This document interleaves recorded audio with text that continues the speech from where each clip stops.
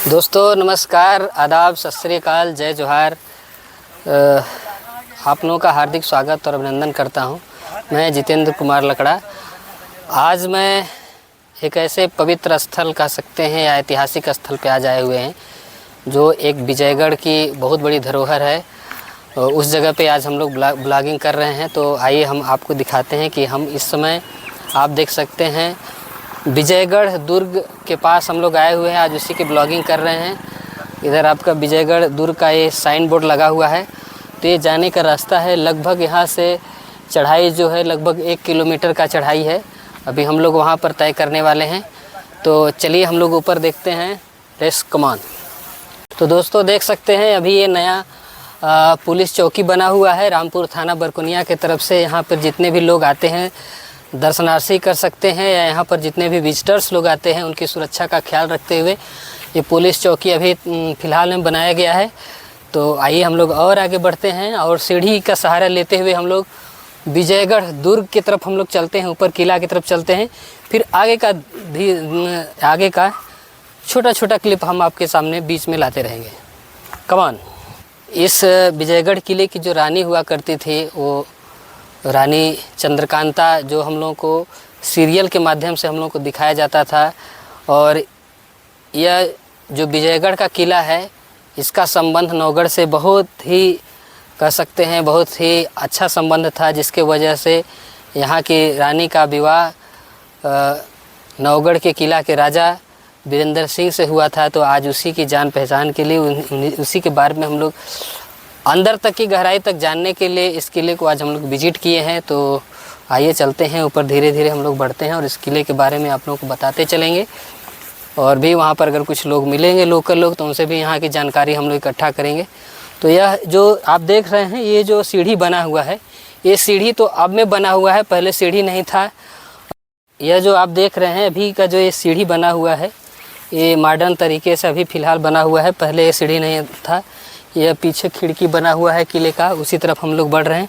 फिर आगे ऊपर जा कर के हम लोग इस किले के बारे में हम लोग जानकारी इकट्ठा करेंगे। तो चूँकि यह जो सीढ़ी है, पहले यहाँ पर जो बहुत सारे लोग आते जाते रहते हैं यहाँ के बारे में जानने के लिए, सुनने के लिए, घूमने के लिए, एक तरह से विजिट करने के लिए जब आते हैं तो आने जाने में बहुत दिक्कत हुआ करती थी। फिर उसके बाद सरकार ने ध्यान दिया इसके ऊपर और कम से कम आने जाने के ऊपर से नीचे तक की खिड़की से सीढ़ी बनाया गया है। आइए हम लोग धीरे धीरे ऊपर चढ़ते हैं। इसके बाद ऊपर और सारी जानकारी हम लोग इकट्ठा करने वाले हैं। Come on.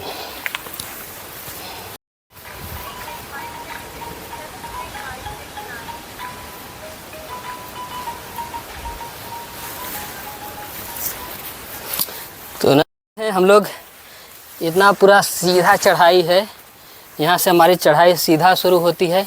हम लोग लगभग किले की खिड़की के पास हम लोग पहुँचने वाले हैं। तो बहुत ही मतलब मेहनत करके चढ़ना पड़ रहा है और मज़ा भी आ रहा है। और इधर का हम अपने साथी कैमरामैन और हम चाहेंगे अपने भाई से कि इधर का थोड़ा सा व्यू दिखाइए। आप इधर आ जाइए ऊपर से, यहाँ से कितना अच्छा दृश्य है आप देख सकते हैं दोस्तों। पूरा इधर का दिखाइए सीन।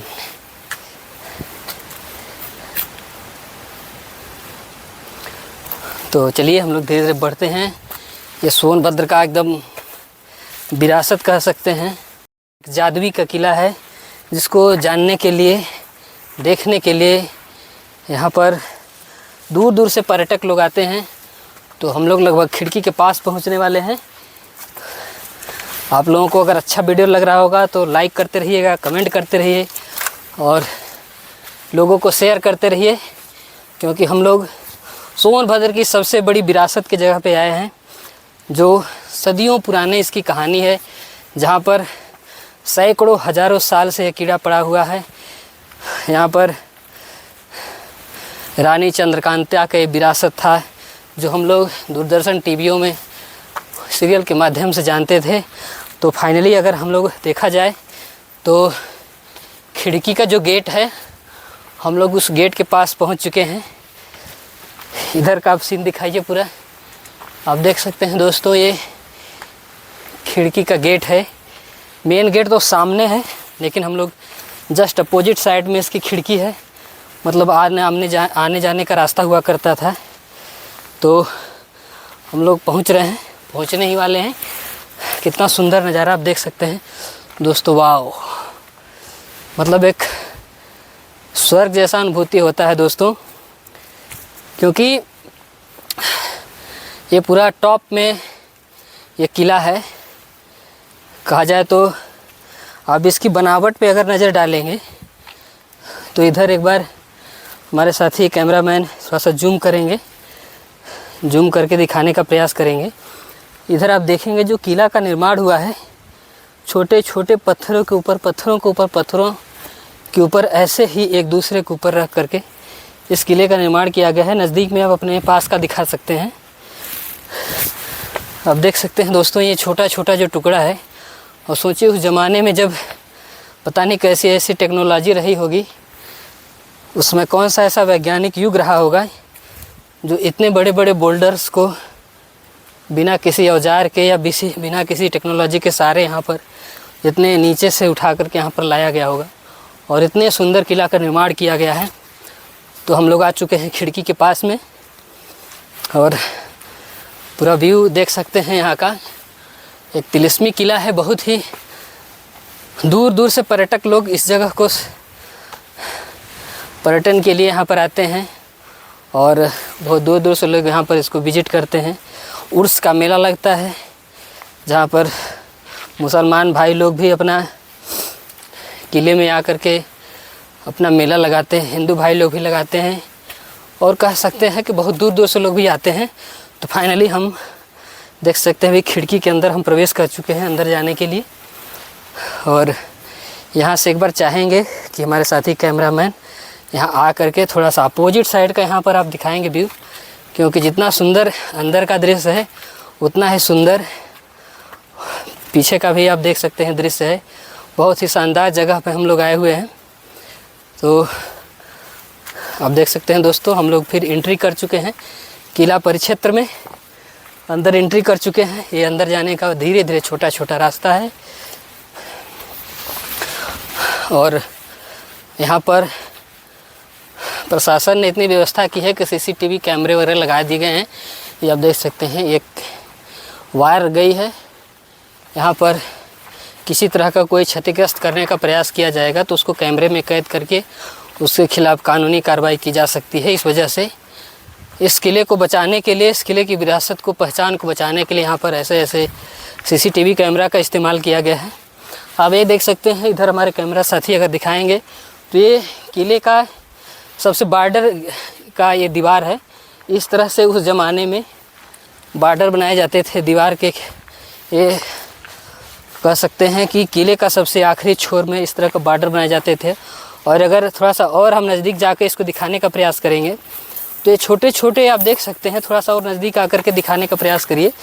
ये जो आप देख सकते हैं साथियों, ये छोटा छोटा जो गैप इसमें बना हुआ है, ये दुश्मनों से लोहा लेने के लिए, कि दुश्मन अगर किसी तरह का अगर अटैक करते हैं तो इसमें से उसको तीर भाला के सहारे ही उन सबों को नस्तनाबूद कर दिया जाए। इस वजह से छोटे छोटे बनाए गए थे। हालांकि ये सैकड़ों हज़ारों साल पुराना एक किला है। तो आप देख सकते हैं समयानुसार धीरे धीरे इसका अब इतिहास में कह लीजिए जो जिस समय ये बना हुआ था उस समय का दृश्य कुछ और रहा होगा, लेकिन ये समय के अनुसार धीरे धीरे ढह रहा है। और आइए हम लोग और आगे बढ़ते हैं, और आगे बढ़ करके आप ये देख सकते हैं यहाँ पर प्रशासन के द्वारा सोलर लाइट का भी व्यवस्था किया गया है, और सीसीटीवी कैमराज वगैरह लगाए गए हैं। तो यहाँ से भी हमको लगता है कि यहाँ से और भी कोई सुंदर दृश्य दिखता होगा। इस वजह से यहाँ पर बहुत सारे उन पर चिन्हों का निशान है। तो यहाँ से भी आप देख सकते हैं, इधर पूरा विजयगढ़ किले के इधर पश्चिमी छोर में ये देख सकते हैं कितना सुंदर व्यू है। मानो स्वर्ग तो मैंने नहीं देखा है, लेकिन ऐसा ही अनुभूति जो बताई जाती है बातों ही बातों में, किस तरह का मतलब क्या सुंदर डिज़ाइन बना हुआ है प्रकृति का। ये प्रकृति की गोद में इसको बनाया गया था, और कितना सुंदर तरीके से इसको सजाया गया, बनाया गया। और यहाँ से हमको लगता है कि जैसे दूर दूर से जब लोग पर्यटन के लिए आते हैं तो यहीं से अपना दीदार करते हैं उस प्रकृति का, तो हम लोग और धीरे धीरे आगे बढ़ते हैं और छोटी छोटी जानकारियाँ जो हमारे समझ में आ रही है तो हम उसको शेयर कर रहे हैं। अगर आपको लगता है कि हमको बताने में किसी तरह का अगर हम उतना ज्ञानी तो नहीं है दोस्त, लेकिन प्रयास ज़रूर कर रहे हैं कि आपके सामने जानकारी को साझा किया जाए। अगर आपको मेरे बातों में अगर कोई संशोधन करना हो, मेरी जानकारी में अगर कोई संशोधन करना हो तो कमेंट में लिखिए और उनको मैं ज़रूर संशोधन करके दोबारा मैं विजिट करूंगा और इसको जानकारी के साथ इसके बारे में मैं इसके विषय में बात करूंगा, आप लोगों से साझा करूंगा। तो आइए और आगे बढ़ते हैं, हम लोग और आगे की तरफ चलते हैं। अभी तो हम लोग खिड़की के आसपास में हैं, फिर आगे हम लोग बढ़ते हैं। Come on. तिलिस्मी किला के प्रवेश के अंदर हम लोग दीवार के अंदर में घुस गए हैं, प्रांगण में पहुंच चुके हैं। तो साथियों मैं बता दूं, बताया जाता है जानकारियों के अनुसार कि इस किले के परिसर में 7 तालाब पाए जाते हैं। आज भी वो विद्यमान है, शायद उसको हम लोग जांच पड़ताल करने का प्रयास करेंगे, तो उसको उस रहस्य के बारे में जानने का प्रयास करेंगे। तो आइए हम लोग पहले तालाब का दर्शन करते हैं। ये कहा जाता है उस ज़माने में बहुत बड़ी तालाब हुआ करती थी। उसी तालाबों में से एक पहला तालाब, जैसे आप खिड़की की तरफ से आप एंट्री करते हैं तो पहला तालाब आपको दिखाई देगा। और यहाँ पर गर्मियों के मौसम में तो इस तालाब में लगभग पानी सूख जाता है, लेकिन एक ऐसा तालाब है, एक ऐसा तिलिस्मी तालाब कह सकते हैं, जादुई तालाब है कि लगभग 1500 फीट की ऊंचाई होने के बावजूद भी यहाँ पर वो जो तालाब है जिसके बारे में हम आपको ही बताने वाले हैं।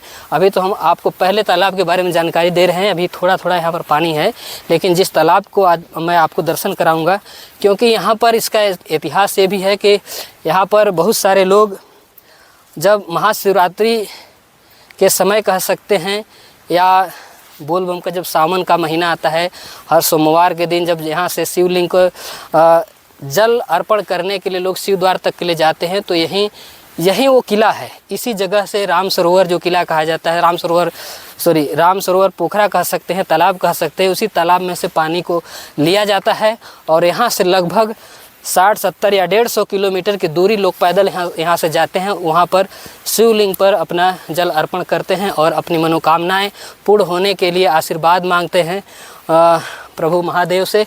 तो आइए हम लोग और आगे बढ़ते हैं। ये रहा, आपको देख सकते हैं हमारे साथी कैमरामैन योगेंद्र नारायण यहाँ पर दिखाने का प्रयास करेंगे कि ये देखिए पहला हमारा तालाब है। इससे हम लोग और आगे बढ़ेंगे और उधर का परिक्षेत्र हम आप लोगों को घुमाने वाले हैं। आज पूरा लगभग कह सकते हैं कि एक गांव के बराबर का परिक्षेत्र है ये स्क्वायर फीट में। तो अभी हमको उतनी भी जानकारी नहीं है दोस्तों, क्योंकि मैं चाहता हूं कि कम से कम ऐसी गलत जानकारी आपके पास शेयर करूं। मैं अपने तरफ से कोई गलत जानकारी देने का प्रयास नहीं करूंगा, और क्योंकि हमारे से पहले भी ऐसे कई ब्लॉगर आए रहे होंगे जानकारी देने के लिए जो आपसे साझा किए होंगे, तो कम से कम वहाँ से भी आप जानने का प्रयास करिएगा, क्योंकि अभी उतनी मुझे जानकारी तो नहीं है। लेकिन आज मैं आप लोगों को इस विजयगढ़ दुर्ग के प्रांगण में आप सभी लोगों का हार्दिक स्वागत अभिनंदन करते हुए फिर से हम लोग आगे बढ़ रहे हैं। अब चलते हैं उस सरोवर की तरफ जिसका मैं बार बार जिक्र आप लोगों के बीच में कर रहा हूं। तो लेट्स गो, कम ऑन।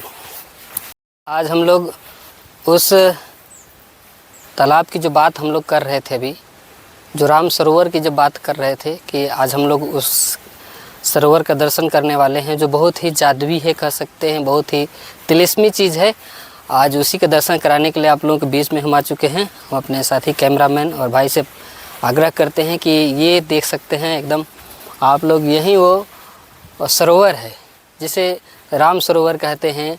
यह एक बहुत ही तिलिस्मी यानी जादुई तरह का ये तालाब है, क्योंकि लगभग 1500 फीट की ऊंचाई होने के बावजूद भी यहाँ जो इसका जो पानी है गर्मी के मौसम में भी नहीं सूखता। कह सकते हैं 12 महीना 24/7 आवर्स यहाँ पर हमेशा पानी उपलब्ध रहेगा। 12 महीना, एक दिन भी कम नहीं, पूरा का पूरा 12 महीना यहाँ पर पानी उपलब्ध रहेगा। चाहे जितना भी गर्मी पड़ा हो, चाहे जितने भी अगर वैसे मौसम आ जाए, लेकिन यहाँ पर पानी कम नहीं होता है। और कहा जाता है इसकी गहराई इतनी है कि जानकारियों के अनुसार हमारे बाप दादा लोग बताया करते थे कि यहाँ पर 7 खटिया जिसको बोल सकते हैं, या 7 चारपाई का जो धागा होता है, जिसे हम लोग 7 खटिया का बाधी कहा करते थे उस समय के। 7 खटिया का बाधी भी अगर इसमें अगर डाल दिया जाए तो इसका अंत नहीं बता पाए लोग कि ये कितनी गहराई है।